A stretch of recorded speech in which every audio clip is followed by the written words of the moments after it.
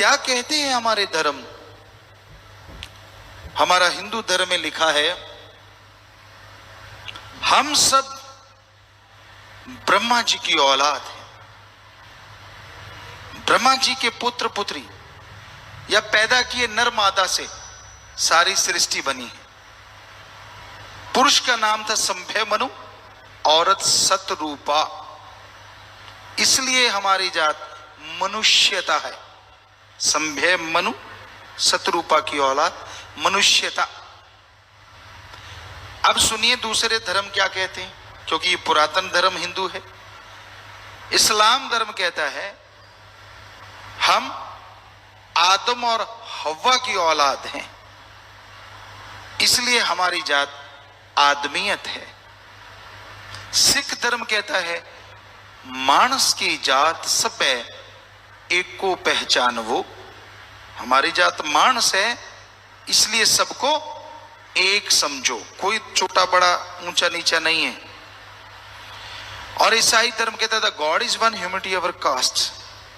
God एक है, इंसानियत हमारी जात है। बताइए कहां फर्क है? सिर्फ भाषा अलग अलग है, धर्मों में लिखा गलत नहीं। हम सब एक हैं और हमारा मालिक एक है। अब अगर आप पानी को कभी कहते हो क्या मेरा पानी अलग है, वो कहते नहीं, ये पानी नहीं, आव है, जल है, नीर है, वाटर है, वाशर है, नीलू है, नीरू है, अने है, बहुत से नाम है। क्या पानी के नाम के लिए झगड़ा करते हो कि मेरे पानी को आब क्यों कहा, जल क्यों कहा, वाटर क्यों कहा, वाशर क्यों कहा? नहीं करते। लोग पता है क्या कहते हैं, गुरुजी इतने तो हम समझदार हैं, हमें पता है पानी तो वही है। वाटर, आप, नीलू, नीरू कहने से या अने कहने से पानी का टेस्ट, स्वाद या रंग बदलता नहीं, गुण नहीं बदलता। वाकई आप समझदार हैं। अरे छोटे से पानी का नाम बदलने से अगर पानी नहीं बदलता तो उस मालिक का नाम बदलने से मालिक कैसे बदल जाएगा? जरा बताइए। उसी को राम, उसी को अल्लाह, उसी को वाहिगुरु, उसी को गॉड। सिर्फ नाम बदला है, ताकत तो वो एक ही है, एक ही थी और एक ही रहेगी। तो ये हकीकत है, ये वास्तविकता है, हम सब एक हैं और हमारा मालिक एक है। बात आती है आज के दौर की, ये तो आपको धर्मों की बात सुनाई। आज कैसा समय है, कैसा दौर चल रहा है। लोग सेल्फिश हो गए हैं, बेहद स्वार्थी। हाथ भी मिलाएंगे तो इसलिए कि सामने वाले की अंगूठी हाथ में आ जाए। दूसरे शब्दों में कि यार उससे हाथ मिलाएं जिससे कोई काम लेंगे। आप एक और उदाहरण आपको देते हैं। बहुत बड़े राजा हैं, बिजनेसमैन हैं, बहुत बड़े व्यापारी हैं, बहुत बड़े ऑफिसर हैं। आपसे वो लोग हाथ मिलाएंगे जिनको आप जानते भी नहीं, और जैसे ओहदा चला गया, पैसा चला गया, अपने भी मुंह फेर के खड़े हो जाते हैं। नए ने तो हाथ क्या मिलाना है ना? स्वार्थी युग, गर्जी युग। स्वार्थ के बिना तो लोग बात नहीं करते, रिश्ते नाते सब स्वार्थों पे टिक गए हैं। स्वार्थ है तो ठीक है, नहीं तो नहीं। कौन माँ, कौन बाप, कौन बहन, कौन भाई। किसी जमाने में हमने, कुछ सालों की बात करें तो राजस्थान के एरिया में हमने देखा, भाई के लिए भाई तड़पता है। एक भाई बीमार है, दूसरा भाई मंदिर, मस्जिद, गिरजाघर, गुरुद्वारा में जाता है, प्रार्थना करता है, हे भगवान मेरा भाई बहुत बीमार है, आप कृपा कीजिए, रहमत कीजिए, मेरा भाई ठीक हो जाए। अरे भगवान, अगर उसकी उम्र कम है तो आधी उम्र मेरी उसको लगा दे। ऐसे तड़प के लोगों को हमने रोते देखा, अपने भाईचारे के लिए, अपने खून के लिए। आज का दौर, आज भी भाई भाई के लिए तड़पता है, देखा हमने, वो आपको बताते हैं। एक भाई बेहद बीमार है, दूसरे को भगवान की जगह पे जाते देखा, रोते देखा, पर शब्द बदल गए। क्या कह रहा है? हे भगवान, मेरा भाई बहुत बीमार है, कब से तड़प रहा है, नरक जैसी जिंदगी जी रहा है। हे भगवान, तू उसको उठा ले, उसके पैसे मुझे मिल जाएंगे, उसका हिस्सा मुझे आ जाएगा। आज भी तड़पते हैं, पर रिश्तों के मायने बदल गए हैं। गर्जी हो गए हैं लोग, पर बीज नाश नहीं होता किसी चीज का। आज भी बेगर्ज लोग हैं, पर कितने? आप अपने इर्द गिर्द निगाह मारें। कौन है जो दूसरों के दर्द को अपना दर्द समझता है? कौन है जो किसी को तड़पता देख के खुद तड़प जाता है? अगर कोई ऐसा आपको मिले तो वो बेगर्ज भगवान का कोई प्यारा इंसान हो सकता है, वरना आज किसको फुर्सत है अपने अलावा किसी को देखने की?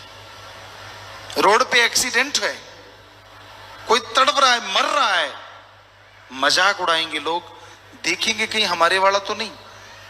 बस हजूम इकट्ठा हो जाएगा, हिम्मत नहीं पड़ती उसको उठा के हॉस्पिटल ले जाएं, क्या पता जान बच जाए। और नर सेवा नारायण सेवा, अगर उसकी जिंदगी बच गई, इससे बड़ा पुण्य आपको और कोई नहीं मिलेगा कमाने के लिए। आदमी की जिंदगी बचाने से बढ़ के और कोई पुण्य नहीं होता। पर ना जी, कौन झमेले में पड़े, कौन उठाए जी, ऐसा कोई झमेला नहीं होता। हमने लोगों को गुरु मंत्र बताया और सभी ऐसा कर रहे हैं। हर जगह रोड पे अगर कोई तड़फ रहा है उसको उठा के हॉस्पिटल ले जाते हैं, इतनी ज्यादा सेवा करते हैं बेइंतहा। तो ऐसा करना चाहिए, यही इंसानियत है, वरना शायद शैतानियत है। क्योंकि हैवान, जानवर भी ऐसा नहीं करते। जानवरों का झुंड है, किसी के चोट लग जाए, हमने नील गाय के झुंड देखे, हिरण के झुंड देखे, राजस्थान में आम है, अगर उनके चोट लग जाए तो उनका दूसरा साथी जीभ से आके लीपापोती करता है। यहां चोट लगी, चाट रहा है, बाकी सब घेर के खड़े हो जाते हैं। यानी ये, इसको तो हम कहते हैं जानवर। अब आदमी, एक कोई तड़प रहा है उस जैसा, रोड पे लहू लुहान है, देखता है एक्सीलेटर दबा देता है। बताइए जानवर कौन है? आप ही बताइए, सोचिए, आत्मा से झिझकोरिए अपने आप को। हम क्या बन गए हैं? अरे रोबोट बन के रह गए, मशीन बन के रह गए। इंसानियत तो अंदर से खत्म होती जा रही है। भगवान को भी चूना लगा रहे हैं, ठगी मारते हैं, बेईमानी करते हैं, भ्रष्टाचार करते हैं, कुछ हिस्सा भगवान के लिए निकाल के रख लेते हैं। भगवान, मैंने लाख की ठगी मारी, 151 तेरे। वाह, कितना चूना लगा रहे हैं ना। भगवान कितना भोला है बेचारा। अरे वो 151 भी पूरे नहीं देने, 2 डिब्बे मिठाई के लिए भगवान के सामने रखे, वो 54 वाला पीस भगवान का, बाकी दोनों डिब्बे खुद के। वाह, क्या क्या कमाल करते हैं आप, कितने उस्ताद हो गए हैं आप। भगवान को भी बुद्धू बनाने पे तुले हुए हैं। अरे जिस भगवान ने तुझे बनाया, कितना अजूबा है। कैसा है अजूबा? हम उदाहरण दिया करते हैं। आपने, हमने जो कपड़े पहने हैं, कितनी जगह सिलाई की है, यहां यहां यहां, हर जगह। और कितना टाइम लगा इस कपड़े बनने में। जमींदार बीज डालता है, पहले धरती संवारता है, फिर बीज डालता है, फिर पानी देता है, फिर पौधे बनते हैं, फिर रुई आती है, फिर बीज निकालते हैं, फिर धागा बनता है, फिर धागा फैक्ट्रियों में जाता है, फिर डिजाइन होता है, फिर कपड़ा बनता है। बड़े लोग लेते हैं, बड़े बड़े कॉन्ट्रैक्टर उनके होते हैं, फिर बड़ी दुकानों पे आता है, फिर कोई छोटी दुकानों, वहां से हम कपड़ा लेते हैं, अपना नाप देते हैं, टेलर मास्टर से बनवाते हैं, फिर पहनते हैं तो पहना जाता है, छोटा सा कपड़ा। और हमारी बॉडी देखो, भगवान ने चमड़ा चढ़ाया है, एक भी टंका नहीं लगाया है ना अजूबा? देखिए आप, चाहिए लोग कहते हैं चमत्कार चाहिए, अरे आप एक कपड़ा नहीं वैसे पहन सकते, उसने चमड़ी चढ़ा दी, क्या ये चमत्कार नहीं? आप पेड़ पौधों के पास से जाइए, हर एक की खुशबू अलग, डिजाइन अलग, लकड़ी अलग, हर चीज अलग। क्या ये आदमी ने डिजाइन किया है? जो कहते भगवान नहीं है, तो किसने किया ये डिजाइन? पूछिए, कुदरत ने कैसे कर दिया? कुदरत क्या है? भगवान ही तो कुदरत है। तो मानो ना मानो, चमत्कार तो कदम कदम पे हैं भगवान के बनाए हुए। जो मानते हैं भगवान को, वो ये भी मानते हैं। तो जो भगवान इतना कुछ बना सकता है, क्या लड्डू जलेबी नारियल वो नहीं बना सकता? क्या क्या वो आपकी बर्फी का भूखा बैठा है कि आजा बेटा दे जा, मेरे को तो बड़ी भूख लगी हुई है? काम खुद का निकालना है, चूना भगवान को लगाना है। ये कोई भक्ति थोड़ा ही ना है। हमारे धर्मों में साक्षात लिखा है। अब वेदों की बात सुनिए, आपको कोई सच्ची बात नहीं बताएगा जो आज आपको सच सुनने को मिलेगा। क्योंकि अगर हम आपसे पैसा लेंगे तो हम तो यही कहेंगे ना, चढ़ाओ चढ़ाओ, 10 गुना ले जाओ। नहीं, हम आपको सच बताने आए हैं, पैसा लेने नहीं आए। हमारे वेदों में क्या लिखा है जरा ध्यान से सुनिए। भगवान से मांगो, पहला शब्द, भगवान से मांगो, देना नहीं, मांगो। क्या मांगो?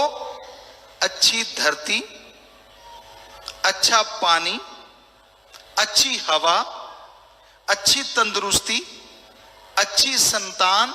अरे मांगना है तो भगवान से, भगवान को मांगो। हमारे वेदों में लिखा। इस्लाम धर्म की बात कीजिए, पवित्र कुरान शरीफ में आता है, अल्लाह ताला से कायदे से मांगोगे, अल्लाह ताला से कायदे से मांगोगे तो वो रहमत का दाता है। इतना देगा, इतना देगा कि दामन छोटे पड़ जाएंगे, उसकी रहमत मूसलाधार बरसती जाएगी, मूसलाधार बरसती जाएगी। सिख धर्म में लिखा, जो मांगे ठाकुर अपने से, सोई सोई देवे, लेवे नहीं देवे। जो मांगेंगे और सही तरीके से मांगेंगे, भावना शुद्ध है, विचार शुद्ध है, तो वो जरूर देगा। और ईसाई धर्म में लिखा, गॉड देता है लेता नहीं। आगे ना सारे धर्मों की एक ही बात।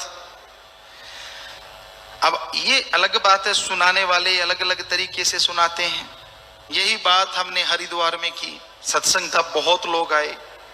रात को बड़े बड़े धर्म के ज्ञाता आए, कहते गुरुजी आप कहते हो भगवान लेता नहीं, माँ रोटी बनाती है। ध्यान से सुनिएगा, हो सकता है आपके अंदर भी कहीं सवाल उमड़ रहा हो। माँ रोटी बनाती है, रोटी माँ ने बनाई, लेकिन उसी रोटी को तोड़ के अगर बच्चा माँ के मुंह में कौर दे देता है तो माँ बहुत खुश होती है। तो उसी तरह भगवान का तो सब कुछ है, लेकिन हम अगर थोड़ा सा भगवान को दे दें तो भगवान खुश होते हैं। ये उन्होंने कहा, हमसे सवाल किया ये, तो आप रोकते क्यों हो कि भगवान को कुछ नहीं देना चाहिए? हमने कहा, माँ ने रोटी बनाई, बच्चे ने तोड़ के खिलाई, माँ ने खाई। अरे जो पैसा भगवान को देते हो, भगवान उठा के जेब में डाल लेना, हम सारा कुछ ही लुटा देंगे। आप एक रोटी की बात करते हो, जो कुछ हमारे पास सब भगवान को दे देंगे। भगवान तो खाता ही नहीं, आप भगवान के आगे रखते हो, हम सब लोग उसके आगे रखते हैं और हमारे जैसे उठा के हिसाब करके अलग से खा जाते हैं।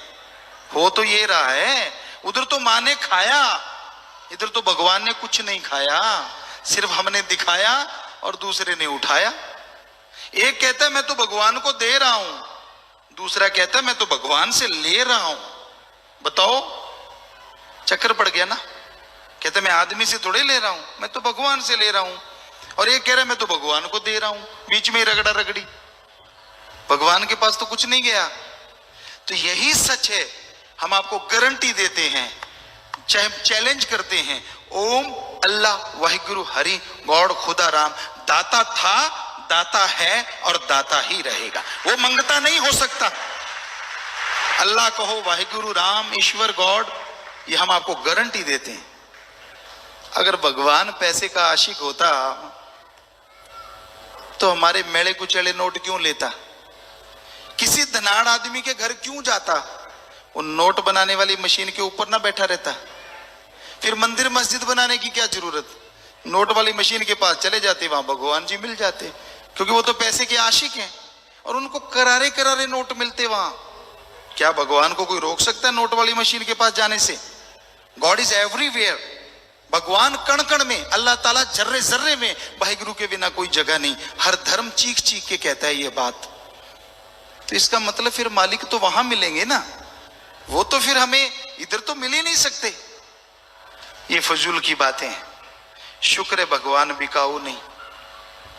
अगर भगवान बिकता, पैसे का आशिक होता, तो दुनिया का सबसे धनाढ़ आदमी भगवान को घर बिठा लेता। ए भगवान, सब पैसे तेरे, उस पर टिकट लगा देता। भगवान को देखना है 10,000 की टिकट, बातें करनी है 20,000 की टिकट, और वो टिकट बाद में ब्लैक में बिकती। शुक्र है भगवान बिकाऊ नहीं, वरना भगवान की भी ब्लैक हो जाती इस ब्लैक दुनिया में। ये हकीकत है। हम दावे से कहते हैं आपको, हमारा ओम, हमारा राम, हमारा अल्लाह वाहिगुरु गॉड, अरे वो दाता है, उसे मंगता मत बनाइए। सबको देने वाला है वो, किसी से कुछ नहीं लेता। उसको देना है तो सच्ची श्रद्धा दीजिए, सच्ची भावना दीजिए। वो इसी का भूखा है, पैसे का चढ़ावे का वो भूखा ना था, ना है और ना होगा। वो हमेशा देता है, लेने वाला चाहिए। श्रद्धा कौन सी भावना? उदाहरण के तौर पे, किसी का एक बच्चा हो, उससे बहुत प्यार करता हो और वो बच्चा हजारों किलोमीटर दूर हो, वहां कोई एक्सीडेंट हो जाए, मालिक ना करे, कोई एक्सीडेंट हो जाए, वो फोन करता है, पता नहीं चलता बच्चा जिंदा है, मर गया, चोट लगी, क्या हुआ, बार बार पूछता है, पता नहीं चलता, तो अचानक आंखों से बेअख्तियार आंसू शुरू हो जाते हैं, तड़प जाता है वो माँ, वो बाप। तो ये है श्रद्धा, अपने बेटे के लिए एक भावना। ये रुपए में 100 पैसा है, ऐसी भावना जैसी बेटे के लिए पैदा हुई, कोई भगवान के लिए 15-20% 20 पैसे बना ले, हम गारंटी देते हैं भगवान सामने खड़ा हो जाएगा आके। कोई ऐसी भावना बनाओ, ऐसी श्रद्धा बनाओ, ऐसी तड़प बनाओ अंदर, दिखावा मत करो। नाटकों से भगवान खुश नहीं होता, शुद्ध भावना से वो खुश होता है। उसे अमीर भी पा सकता है, गरीब भी पा सकता है, उसको अमीरी गरीबी से कोई लेना देना नहीं। जिसकी शुद्ध भावना होगी वो उसको मिल जाएगा। राजा महाराजाओं ने भी उसको पाया, अति गरीब लोगों ने, भेड़ बकरियां चराने वाले, उन्होंने भी भगवान को पाया, क्योंकि वो तो भावना का भूखा है, श्रद्धा का भूखा है। लेकिन कलयुग में श्रद्धा पैसा हो गई। जब हम गुरुगद्दी पे नहीं आए, 90 से पहले की बात, सभी धर्मों में जाते थे हम, क्योंकि सभी धर्मों के लोग इकट्ठे रहते थे। हम जाते, पूछते भाई क्या करना होगा, आगे से पता क्या जवाब मिलता, तेरी जो श्रद्धा है चढ़ा दे। हमने कहा श्रद्धा भी कभी चढ़ाई जाती है, वो तो पैदा की जाती है। कहते नहीं नहीं, ये वाली श्रद्धा। हमने कहा है, इसका नाम भी श्रद्धा है? कहते हाँ, आजकल तो यही श्रद्धा है। तो ऐसा हमने सत्संग में सुनाया। एक सज्जन कहीं एक जगह चले गए, वहां आशीर्वाद मिलता था, जैसे ये डंडा कह लीजिए, ये ऐसा कोई मोरछंड कह लीजिए, तो वो ऐसे ही पैसा चढ़ाते, माथा टेकते, तो ऐसे आशीर्वाद आशीर्वाद। तो उस सज्जन ने पैसा नहीं चढ़ाया, हमें आके बताने लगा, कहता गुरुजी मैंने पैसा नहीं चढ़ाया। हमने कहा फिर आशीर्वाद मिला? कहता मिला। हमने कहा फिर क्यों? कहता जी सबको ऐसे ऐसे दे रहे थे और मैंने पैसा नहीं चढ़ाया और मुझे यूं तड़ाक काफी हार्ड वाला आशीर्वाद मिला, कई दिनों तक निशान बना रहा। मैंने साथियों से पूछा, यार सबको आराम आराम से आशीर्वाद मिला है, मुझे यूं क्यों मिला? कहते तूने चढ़ाया क्या था? कहते कुछ नहीं। तो फिर ऐसा ही मिलेगा। तो ये तो हाल है। किस ग्रंथ में लिखा है, किस में लिखा है कि ऐसा करना चाहिए? कहीं भी तो नहीं। तो हमारे धर्मों को बदनाम मत कीजिए। हमारा हिंदू धर्म, सिख धर्म, ईसाई, इस्लाम हमने सारे पढ़े हैं। हम खुद नॉन मेडिकल के स्टूडेंट रहे, बहुत साइंस में रुचि थी, धर्मों में रुचि थी, घर में सभी धर्मों के पवित्र ग्रंथ थे। साइंस के नजरिए से पढ़ा तो धर्म तो महाविज्ञान है, महासाइंस। इसे बदनाम मत करो। हमारा धर्म को बौना मत बनाओ, बहुत बड़ा है। हमारा भगवान मंगता नहीं, दाता है। सारी दुनिया को बताओ कि हमारा भगवान दाता है। हम क्या बता रहे हैं? किसी अमीर को देखा, कोई बाहर से आया, चढ़ा दे यार, धर्म के नाम चढ़ा दे यार। वो क्या लेके जाएगा? इनका भगवान खाता है, पैसा लेता है। जबकि ग्रंथों में, वेद शास्त्रों में किधर भी नहीं लिखा भगवान लेता है। वहां तो लिखा है वो देता है और देता ही चला जाता है, आदमी की झोलियां छोटी पड़ जाती हैं। तो आज के दौर में नशा है। भगवान के नाम के बिना नशे को, यानी माइंड फ्रेश करना बड़ा मुश्किल है। ड्रग लेता है आदमी, चरस, हीरोइन, स्मैक, भांग, धतूरा, अफीम, आजकल तो और भी बहुत से नशे। यूथ जो है, नौजवान, हमने देखा ब्रेड में बूट पॉलिश लगा के खाते हैं। एसआर जो चिपकाने के काम आता है बिल्डिंगों में, घरों में, लोग आप जानते होंगे। तो उसको सूंघते हैं, छिपकली को मार के सुखा के उसका पाउडर बना के खाते हैं नशा लेने के लिए। कई जगहों पे सांप का जहर इस्तेमाल तक करते हैं। इतना डेंजर से, इतना भयानक। हमें एक सज्जन ने, बहुत हायर ऑफिसर ने बताया, गुरुजी बड़े बड़े महानगरों में पार्टियां चलती हैं, उनका नाम उन्होंने भूल गए थे वो, तो जिसमें सांप का पॉइजन होता है और उसको एक अलग तरीके से मेल्ट करके नशा लिया जाता है, वो हायर लोगों की पार्टी में होता है। तो ये भी चल पड़ा है हमारे समाज में, और उससे बर्बादी, लीवर डैमेज हो जाता है, आंतड़ियों का बुरा हाल, माइंड का बुरा हाल। क्योंकि धर्मों में लिखा है राक्षसी खाना पीना आदमी को राक्षस बना देता है। जब समुद्र मंथन हुआ, अच्छी अच्छी चीजें, अमृत, कामधेनु, बहुत कुछ निकला, लेकिन जब नशा निकला ना, राक्षसों ने खाया पिया। शिवजी महादेव ने तो सिर्फ जहर पिया सारे समाज को बचाने के लिए, भांग नहीं पी, जहर, जहर पिया, इसलिए नीलकंठ कहलाए। तो साफ लिखा है, हे हिंदू धर्म के लोगों, शराब, नशा मत करना, वरना आपकी बॉडी, आपका शरीर राक्षस प्रवृत्ति का हो जाएगा और आपका घर भी राक्षस प्रवृत्ति, लड़ाई झगड़े, कलह क्लेश, प्यार मोहब्बत सब चला जाएगा। तो ये धर्म की बात को क्या कोई मानता है? आपका महानगर है, क्या शराब के ठेके नहीं है? पोस्ट के, क्या वहां लाइन लगा के हिंदू भाई खड़े नहीं होते? जब हिंदू धर्म में लिखा कि मत खाना पीना, ये तो राक्षस प्रवृत्ति का है। इस्लाम धर्म में भी लिखा है शर प्लस आब, शर माने शैतान, आब माने पानी। अल्लाह की इबादत करने वालों, शराब शैतान का पानी, नशा खाना है, खाओ पियोगे तो शैतानियत के कर्म करोगे, शैतानियत की जिंदगी जियोगे। आगे ना सेम बात, सिर्फ लैंग्वेज चेंज है, भाषा बदल गई।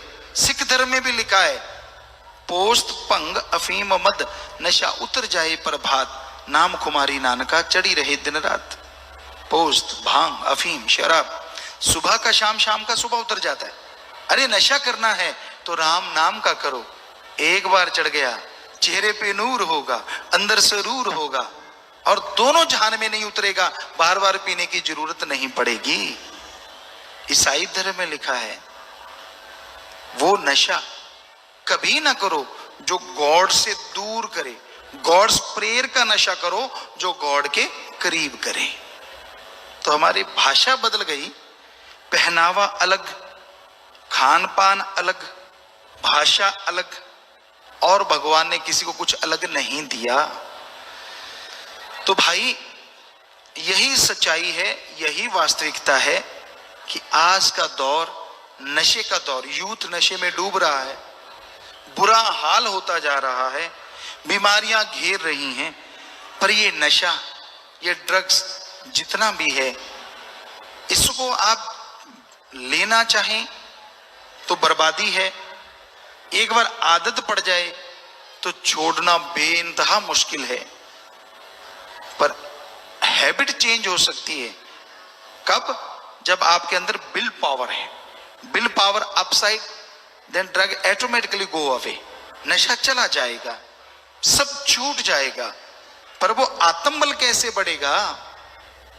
क्योंकि एलोपैथी, होम्योपैथी, आयुर्वेदा, नेचुरोपैथी, किसी के पास ऐसा टॉनिक नहीं है जिसको लेने से आत्मबल बढ़ता है।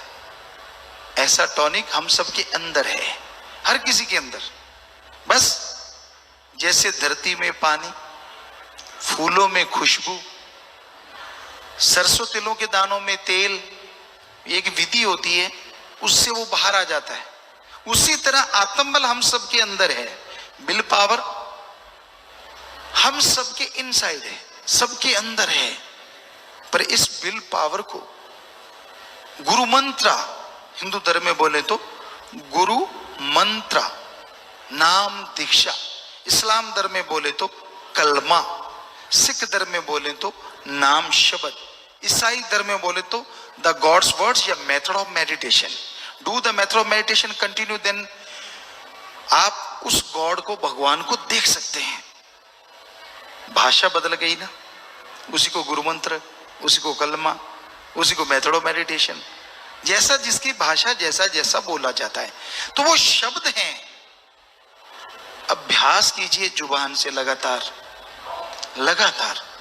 अगर आप अभ्यास करते रहेंगे तो आपके अंदर का आत्मबल बढ़ता जाएगा, और आत्मबल बढ़ता जाएगा तो आप अपनी सारी आदतें चुटकियों में बदल सकते हैं। चुटकियों में। साइंस भी यही कहती है, आत्मबल सफलता की कुंजी है। जिनके अंदर विल पावर, आत्मबल होता है, वो दुनिया में सबसे सुखी रहते हैं, वो सबसे अच्छे इंसान बन जाते हैं। तो इसलिए वो विल पावर, आत्मबल बढ़ाने के लिए हम आपको तरीका बताने आए हैं। वो गुरु मंत्र, गुरु का मंत्र नहीं होता। गुरु मंत्र मतलब भगवान के वो शब्द जो गुरु ने खुद जाप किए हों और गुरु को रिजल्ट आ जाए। तो अगर हमें उन शब्दों से भगवान के नजारे आते हैं तो वही शब्द आपको देंगे, तो आपको नजर क्यों नहीं आएंगे? हम भी इंसान, आप भी इंसान। फर्क है जाप करने का। इसलिए कहते गुरु मंत्र, जो गुरु ने भगवान के मंत्र को जाप किया है, वो जब किसी को देता है तो उसको बोलते हैं गुरु मंत्र। गुरु का मंत्र नहीं होता, भगवान का ही नाम होता है। इस्लाम धर्म में इसे कलमा कहा जाता है। तो वो तरीका आपको बताएंगे। पैसा नहीं लेंगे, चढ़ावा नहीं लेंगे, कुछ नहीं, पर जाप तो आपने करना है ना। आपके सामने मक्खन रख देते हैं, बादाम, घी, ताकत की चीजें, दूध, सब कुछ, पर आप माथा टेकते रहो, खाओ ना। स्वाद आएगा क्या?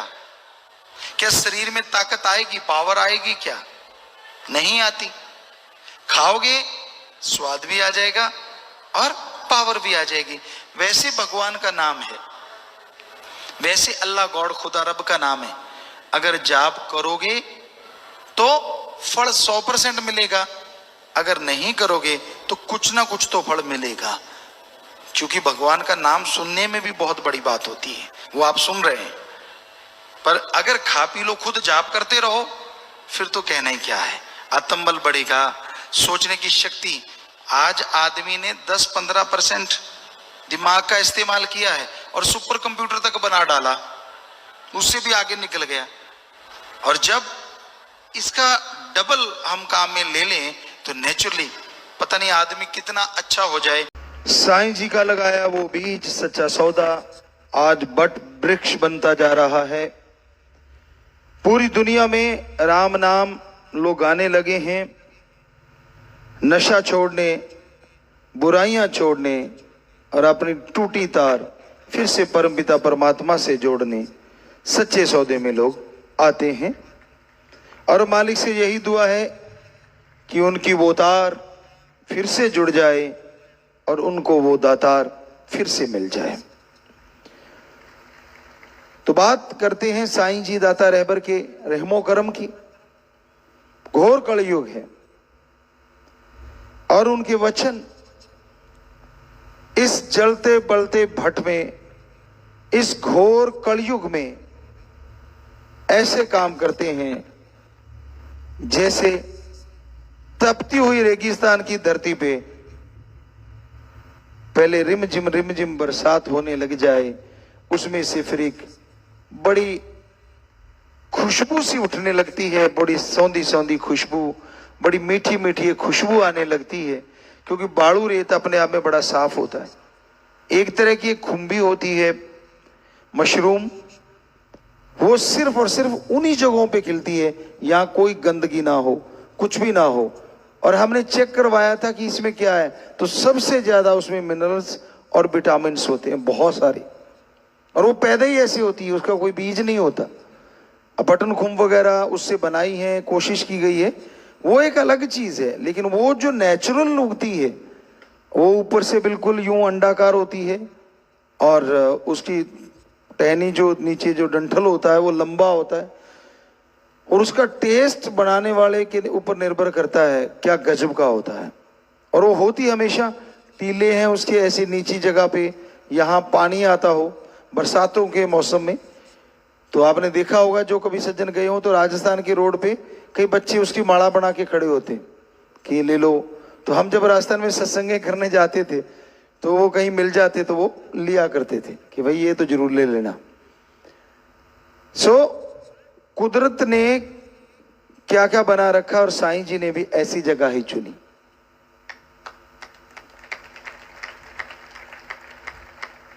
शाह मस्तान जी धाम, शास्तनाम जी धाम, दोनों जगह ही ऐसी।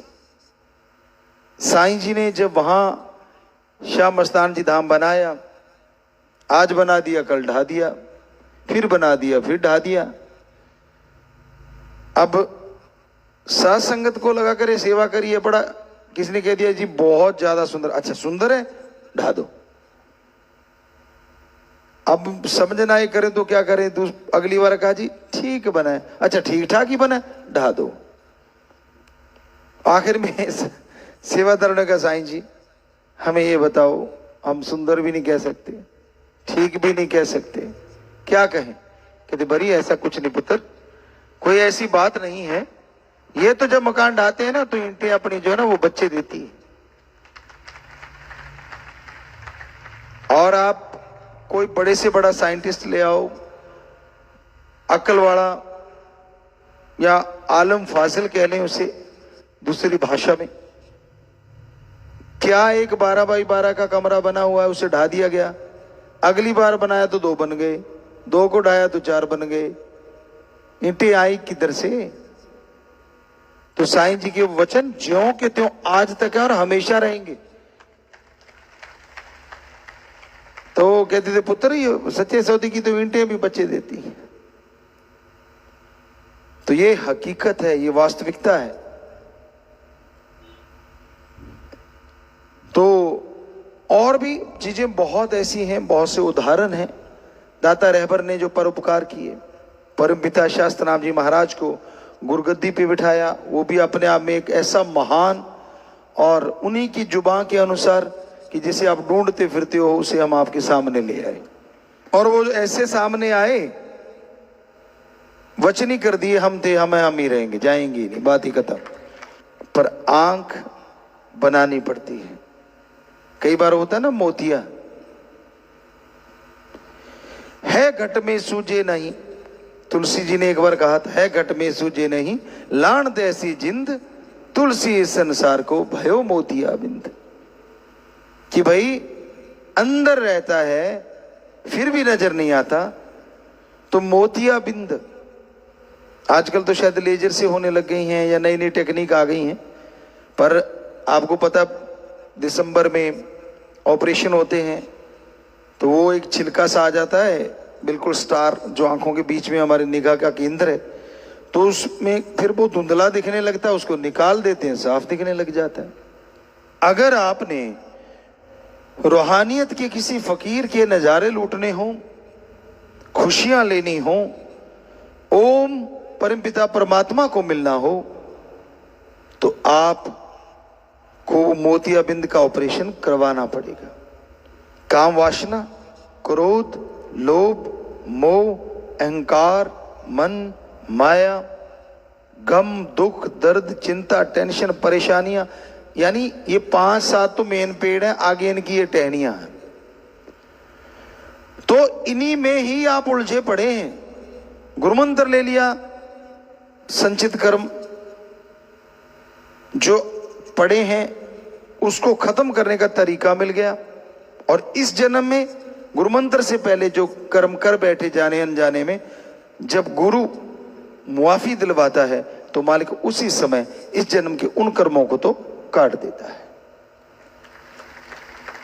रही बात संचित कर्म, वो लाखों जोनियां हैं, 84 लाख, तो उनके जो जुड़े कर्म एक एक भी करे तो 84 लाख बनते हैं। अच्छे हैं तो खुशी मिलनी है, लेकिन अगर सुमरण करो तो बुरे कटेंगे और अच्छे और अच्छे बन जाएंगे। सतगुरु वो बेपरवाह साईं मस्ताना जी दाता ने क्या गजब का ये डेरा बनाया है, क्या गजब का वो गुरु मंत्र, मेथड ऑफ मेडिटेशन, चाहे आदिकाल से चला हो, पर उसको कितने छोटे रूप में लेके आए। अगर आपको कहें कि आप 2 क्विंटल दूध ले लो और सारे का फायदा लेना है, तो आप नहीं ले पाते, क्योंकि 2 दिन में, गर्मी में तो 1 दिन में खट्टा हो जाएगा। लेकिन उसको छोटे रूप में ले आओ, उसको बिलो, मक्खन निकालो, सालों साल आप उसका फायदा लेते रहेंगे, 1 बूंद भी खराब नहीं होगी। तो वो उन्होंने तो ऐसा घी बना दिया जिसको ज्यादा खाना भी नहीं पड़ता। अब तो एक ही शब्द है, 5 वाले बल्कि ये सोचते हैं यार पहले ले बैठे। नहीं, घबराओ नहीं, आपकी जुबान पे वो चढ़ा हुआ है तो उसका भी फल ऐसा ही है, फल सेम है, चाहे वो 5 है, चाहे वो 3 है, और चाहे अब 1 है। तो ये उन्हीं का रामो कर्म है, हमारा इसमें कुछ नहीं। ये शरीर ही उनका है, आत्मा अंदर उनकी है, सब कुछ उनका है, काम वो कर रहे हैं। तो उस साईं श्याम मस्ताना जी दाता रहबर, सीधी सादी आवाज और सादी भाषा, वेशभूषा। एक बार साईं जी के पास सेवादार जो सेवा करते थे कहने लगे जब बड़ी इन सबको कपड़ा देते हैं, तो कपड़ा मंगवाया गया, खूब थान, कईयों को थान दे दिए, किसी को काट के दे दिया, उनकी मौज। वो किसी में तब क्योंकि थोड़ा सा बिल्कुल ऐसे बैठ के थोड़ी साथ संगत थी, कुछ लोग हुआ करते थे पहले 100 में, फिर हजारों में, चलो उनकी रजा। तो कहने लगे साईं जी आप तो टाकी वाले पहनते हो और हमें आप ये थानों के थान रेशमी कपड़े, इतने बढ़िया सुंदर कपड़े देते हो। तो साईं जी ने फरमाया बरी इस बॉडी ने नहीं देखना और आपने नहीं देखना, लेकिन एक दिन ऐसा आ जाएगा कि हम कपड़े बदल बदल के पहनेंगे, और वो अगली बात आप जानते हो, ना ही कहे तो अच्छा है कि काल की लिद निकालेंगे, बोलना ही पड़ेगा, साईं जी के वचन है। सो वो आपने देख ही लिया है, फिर भी कई मन मत है, ये क्यों चला दिया, वो क्यों कर दिया। अरे खसम जो कहेगा वो ही करेगी ना, ये शरीर तो जैसे वो चलाएगा आपके कहने से थोड़ी चलेगा, ये चलाने वाला वो है, उसकी मर्जी चलती है। हम तो अगर उस शरीर के रूप में देखें जिसका पहले नाम था इस शरीर का, तो हम तो खाक चौकीदार, बिल्कुल खाकसार है। लेकिन अब वो खुद हैं तो वो तो MSG नाम ही रख गए, तो दूसरा कोई नाम ही नहीं। तो बेपरवाह जी ने फरमाया, अब कईयों को ये लगता है हम गाने क्यों लगे, बाहर भजन चल रहे थे, अब तो कबीराज फिर भी काफी अच्छा गाते हैं, मतलब हमने देखा, आप भी हैं बीच में, चलता है काम, कोई बात नहीं, लौटी बाजा बजता है। तो उस समय ये था कि हम मजलिस में बैठे थे दोनों और भजन गाया और बेपरवाह जी ने ट्यून बनाई हुई थी। वो जिस ट्यून पे बनाया वो इतना लटका दिया ढोलकी वाले ने उस ताल को। अब हम कहते टेम्पो अप रखो, वो डाउन करता गया करता गया करता गया, और गाने वाला भी लटकता गया लटकता गया लटकता गया। उन्होंने हमें देखा, हमने उनको देखा, तो मुस्कुराए दोनों एक दूसरे को देख के। तो रास्ते में कुछ नहीं बोले, अंदर आ गए। चारपाई पे बेपरवाह जी बैठ जाते या लेट जाते, हम साथ में कुर्सी रख लेते। तो बेपरवाह जी कहने लगे, पहले आपको पता है 2-4 आया सामान, वो अपने बच्चों के लिए प्यार ही होता है। कहते ना, मां दिया गाड़ा क्यों दिया नाड़ा, पंजाबी की एक कहावत है। तो पहले वो 2-3 क्यों दिया नाड़ा आई हैं, फिर कहने लगे बिल्कुल बिल्कुल ऐसे कर दिया। काफी देर बेपरवाह जी, हमने कहा हाँ जी बिल्कुल, हम तो आप देख रहे थे। कहते वही तो कह रहे हैं कि आप तो देखी जाते जी, पर आप करिए कि हुण अगले टोकते हैं, दिल टुटूगा ਉਹਦਾ। पर कहते अच्छे भले कविराज है, मतलब ये भी नहीं, क्योंकि गाने वाले वो गाते ही थे लगभग डेली टाइप। तो बेपरवाह जी कहने लगे छड़ परे, आपा लिखांगे, आपा गावांगे, आपा बजवावांगे, आपा बजावांगे, आपा ही सारा काम करने पैणगे सारे। तो पास में एक सज्जन खड़े थे, मतलब उसने बड़े अजीब तरीके से पूछा, हैं पिताजी आप करोगे? नहीं, कहते और तू करेगा? हम ही करेंगे। वो मतलब अगर एक वैज्ञानिक विधि से देखें या उस नजरिए से देखें तो यूं लग रहा था कि भाई, मतलब बेपरवाह जी तो हम बाजू पकड़ के लाते थे, तो आपने देखा ही होगा साईं दा हाथ साढ़े हाथ विच है, वो हमने ऐसे नहीं बनाया, हमने रियलिटी ही ज्यादातर गाई है और गाएंगे। एक एक शब्द लगभग 100% रियल होता है। तो बेपरवाह जी को वो शुरू में देख के उन्होंने शायद ऐसा सोचा, और फिर देख लो कैसे वो प्रोग्राम बना। शास्त्र नाम जी धाम में, वो तेराबास में भजन बोलना और फिर साथ संगत की जिद करना, और उनके लिए एक प्रोग्राम रखना स्टेडियम में, उनका कुछ भी ना करना, साथ संगत का सो जाना, और फिर साथ संगत का कहना नहीं आप गाओ, और फिर वो तू ही तू दाता वो भजन चलाना, और गा रे मेरे मन, तो इत्यादि वो भजन थे। आप जानते ही हो, पहला क्लासिकल था और फिर चलता चला गया। फिर तो लगा कि नहीं, जैसे बच्चे चाहते हैं वैसे ही बनते गए, और फिर रूबरू नाइट वहां से पैदा हो गई। ये तो साईं जी के वचन, क्योंकि उनको श्रावण शाह जी महाराज दाता ने कहा था तेरी आवाज ऐसी होगी। क्यों कहा था? साईं जी ने कहा जी हम तो भाषा सिंधी जा वो बोलते हैं, कैसे समझ आएगा सबको, वहां तो बागड़ है, आप कहते हो बागड़ में जाओ, तो समझ ही नहीं आएगी। तो श्रावण शाह जी कहने लगे मस्ताने, तेरी आवाज खुदा की आवाज होगी, किसी के पल्ले कुछ पड़े ना पड़े, लोग मस्त हो जाया करेंगे। तो बताओ कब से वो वचन हुए हैं, पूरे तो होने हैं 200%। एक वचन हम गारंटी देते हैं उनका पूरा हुआ है, हो रहा है और होके ही रहेगा। पर आप हाजमा रखा करो, क्योंकि जब आप गाने लगते हैं उन वचनों को जो आने वाले हैं, तो एक फुकरा बनती लगती है। चाहे वो आप सोशल मीडिया पे लिखते हो, चाहे आप यहां बोलते हो, ये तो संत फकीर ही बोल सकता है, आप नहीं। आप तो मजे लिया करो उन चीजों के, खुशी रखा करो अपने अंदर, हौसले बुलंद रखा करो कि ये वचन भी है तो इसका मतलब 100% पूरे होंगे, बस दैट्स ऑल। तो कहने का मतलब वो भजन गाया और फिर बजाए, साज बजाते थे तो हमने वो बजा के देखिए, तो वो भी आपने देखे हैं। हालांकि हमने उसको परमानेंट नहीं बजाते, और फिर वो वाले साज तो मुंह से बजा लेते हैं, तो फिर ये दुनियावी की जरूरत क्या। बहुत सारे बजा लेते हैं। बेपरवाह जी ने आपने देखा, रूबरू नाइट में देखा है। तो हम गाएंगे, हम बजाएंगे, हम लिखेंगे, हम बजवाएंगे। तो हमारे बच्चे भी और बहुत बढ़िया बजाते हैं, बहुत ही सुंदर बजाते हैं। तो साईं दाता का ये कमाल, शाह मस्ताना जी दाता का, और फिर बेमिसाल कमाल उनको लेके आना जिनको दुनिया ढूंढती है, शास्त्र नाम जी दाता रहबर। फिर कमाल बेमिसाल ये वचन फरमा देना, हम थे हम ही रहेंगे। ये आज तक कभी पॉसिबल ही नहीं हुआ। और फिर उसका नमूना भी दिखा दिया। जैसे आपको बताया कि इस बॉडी जब पहले थी एज ए शिष्य, एज ए सेवादार, एज ए साथ संगत, तो हमारा ब्लड ग्रुप ओ पॉजिटिव था। लाइसेंस हमारा 84 में ड्राइविंग लाइसेंस बना था और उस समय ब्लड लिया करते थे और उसमें जो ग्रुप था वो ओ पॉजिटिव है। और अब परमपिता जी का जो गुरु रूप में थे तब उनका वो नेगेटिव था और आज हमारा भी ओ नेगेटिव है। तो हमारा और किसका कहें। हमने भजनों में बहुत जगह लिखा है, खुद ही करे सजदा और खुद ही कबूल करना पड़ता है। पहले ये था कि सजदा करते थे, हजूर कबूल कर लेते थे। अब उन्होंने वचन ही ऐसे कर दी, करें क्या, सजदा भी करना है और कबूल भी करना है। तो ये भी अजूबा ही है। पर ये तो वो कहते हैं ना, प्रत्यक्ष को प्रमाण की जरूरत नहीं। सेम चीजें वो जो बेपरवाह जी ने वचन किए थे कि हम हैं हम हैं हम हैं हम हैं, तो वो वाली बिल्कुल प्रत्यक्ष हो गई।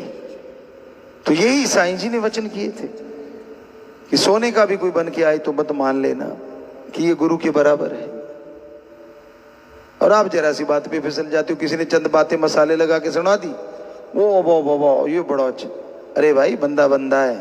उस साईं परमपिता परमात्मा का जितना धन्यवाद करें साईं शाह मस्ताना जी दाता का, उतना ही कम है।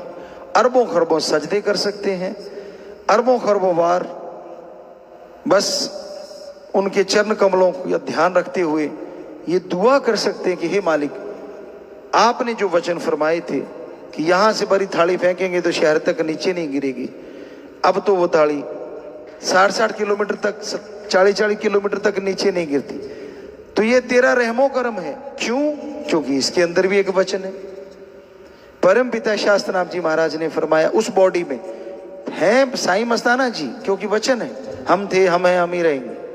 तो उन्होंने उस वचन को क्या बदला, मतलब अपग्रेड। जैसे आपके आता नहीं रहता फोनों में, अपग्रेड कर लो, तो इधर भी तो अपग्रेड तो बहुत तेजी से चलता है। बड़ा तो कभी कभार ही आता है, इधर तो हर घंटे हर पल हर सेकंड चलता ही रहता है। तो वचन फरमा दिए कि जब हमने वचन उनके पास बैठे और बोला कि जी आप जानो आपका काम, हमने आप जब उन्होंने बोला कि ये शरीर बदलेंगे तो कहने लगे ऐसा कुछ नहीं। फिर उन्होंने सारा बदल दिया ढांचा, जो आपको वचन सुनाए कि यहाँ उंगली मारी। तो फरमाया कि बेटा फिक्र नहीं करना, ये राम नाम का जाप करने वाले, नशा छोड़ने वाले, सच्चे सौदे में आके नशा छोड़ेंगे, राम नाम से जुड़ेंगे, दिन दुगनी रात चौगनी बढ़ते जाएंगे। तो आज अगर 6.5 करोड़ आंकड़ा जो गिनती वाला है, बिना गिनती वाला तो आपने कभी सोच भी नहीं सकते, तो वो दिन दुगनी रात चौगनी उसी दिन से लगा लो आप, जिस दिन से इस बॉडी में उन्होंने प्रवेश किया है। तो वो ऐसा ही चल रहा है और चलता ही रहना है। और दुनिया में नशा कितना बढ़ रहा है, कितना बुरा हाल है। हर जगह मारो मार हुई पड़ी है। नशे से बच्चे ओवरडोज की वजह से मर रहे हैं, पता ही नहीं चलता। अच्छे भले तंदुरुस्त जाते हैं, नशा लिया और कह देती ओवरडोज होगी, अब पता नहीं उसमें क्या ऐसा कुछ डाल दिया जाता है केमिकल कि बच्चे मर जाते हैं। बड़ा दुख लगता है। तो ये सारे वचन वहीं से चले हैं, हमने कोई नया नहीं। सत्संगों पे जाया करते थे तो बेपरवाह साईं जी ने एक दिन वचन किए कि भाई बड़ी देखना, एक दिन ऐसा होगा अपना ही लंगर भोजन होगा। जी आर्मी जा रही है ना, कहते हाँ, बड़ी सुनो, कहते हाँ, ऐसे ही आप चला करेंगे, अपना ही खाना, अपना ही टेंट, अपनी बिजली। वो कहते साईं जी बिजली, तेरे को बड़ा पता है। साईं जी फिर घी की नाली देते थे साथ के साथ, थोड़ी सी नालियां, तब तो ज्यादा घी की दी जाती थी। आजकल थोड़ा सा माहौल और है, थोड़ा बदल गया है, उन्होंने ही बदला है। आपको बोला ना अपग्रेड होता रहता सौदा।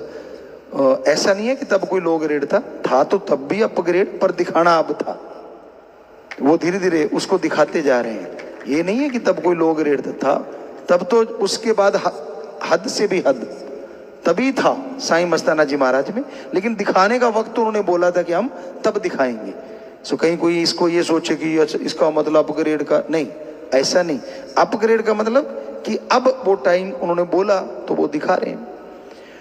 तो साईं जी ने बोला कि भाई बिजली भी अपनी, ये भी अपना, और लंगर का सारा कुछ अपना चला करेगा।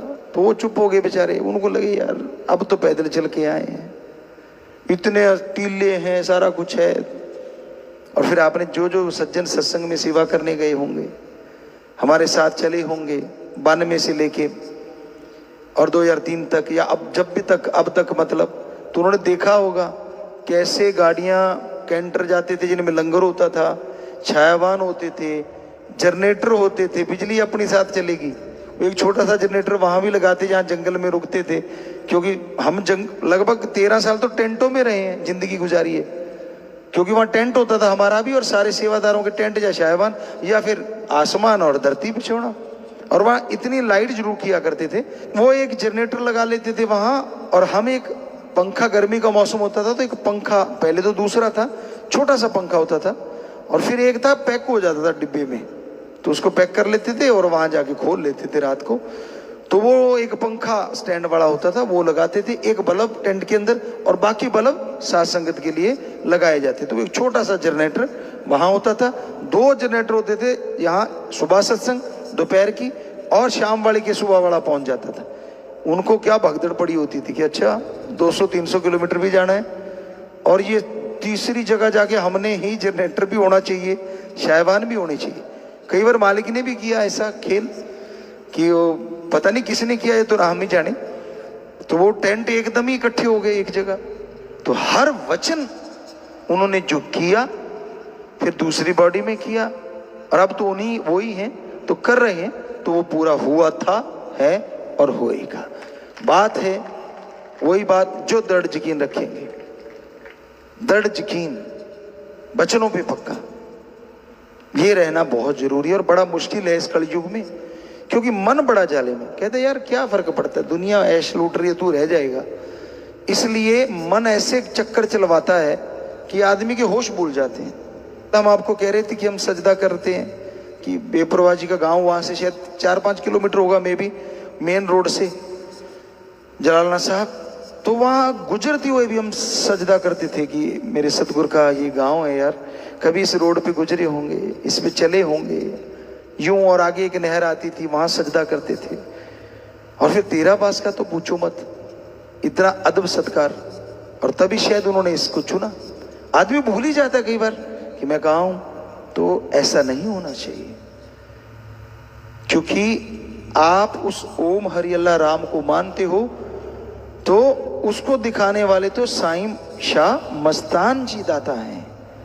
किसी ने अच्छी कव्वाली में गाया था कि आप अल्लाह अल्लाह करते हैं, अरे मैं तो अपने पीर को जानता हूं, क्योंकि पीर पहले जन्मा, अल्लाह तो कल जन्मा है मेरे लिए। आपने जब तक राम का नाम नहीं लिया, आप जानते थे भगवान किधर रहता है। तो मतलब पहले तो गुरु पैदा हुआ, कहता मेरे लिए, वो तो कल बना है, मतलब वो तो जब मैं उससे जुड़ा हूं तब मुझे पता चला है। तो कुछ भी बन जाओ, दीनता, नम्रता आदमी का गहना होना चाहिए। ये साईं जी के वचन है। अहंकार आया नहीं और सौदा बिखरा नहीं, इसलिए दीनता नम्रता का पल्ला ना छोड़ो। ऐसे ही साईं मस्ताना जी दाता रहबर का दर है, दीनता नम्रता रखो, अहंकार ना आने दो। उनके हाथ में डोर है, वो काटता रहता है, पतंगे नहीं, आपके भयानक कर्मों को। तो कैसे काट देता है वो? इसलिए असी कुछ होर बनगे वाली बात नहीं होनी चाहिए, बल्कि ये होना चाहिए, अगर सेवा में आप आगे बढ़ रहे हो, कि मैं और दीन हो गया, मैं और नम्र हो गया। यकीन मानो पतंग काटेगी, कटेगी नहीं, वरना कटने का डर हो जाता है। दीनता नम्रता गहने होने चाहिए।